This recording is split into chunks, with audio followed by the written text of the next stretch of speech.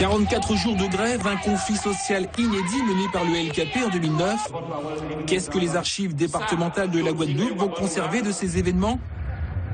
Avant d'y répondre, sa responsable s'est posé la même question à propos des émeutes de mai 67 au cours de sa communication au Forum des archivistes. Mai 67, des travailleurs du bâtiment réclament une augmentation de salaire. Les gardes mobiles tirent sur les manifestants.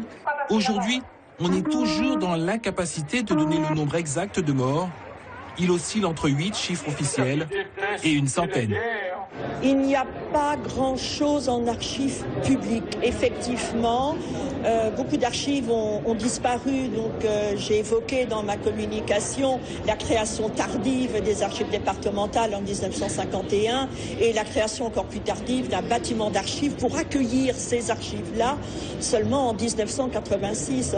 Donc, la collecte des archives par versement administratif, ce sont des procédures qui sont mises en place seulement en 1990. Présent à ce forum, l'archiviste du CHU de Pointe-à-Pitre ne peut que confirmer. Au moment des reconstructions et reconfigurations, effectivement, il y avait des archives de l'hôpital dans le sous-sol ou dans le bas du château d'eau qui se trouvait à l'hôpital Ricourt. Et quand on a ouvert la porte pour pouvoir dégazer les archives avant destruction, on a tout de suite refermé la porte parce que les archives étaient dans un état déplorable et inexploitable. La solution alors, le recours aux archives privées.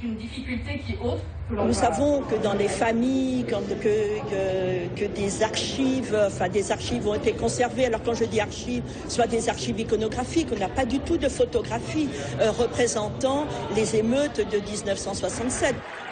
Des archives privées extrêmement utiles. Imagine-t-on dans quelques décennies l'histoire du LKP racontée uniquement par l'administration?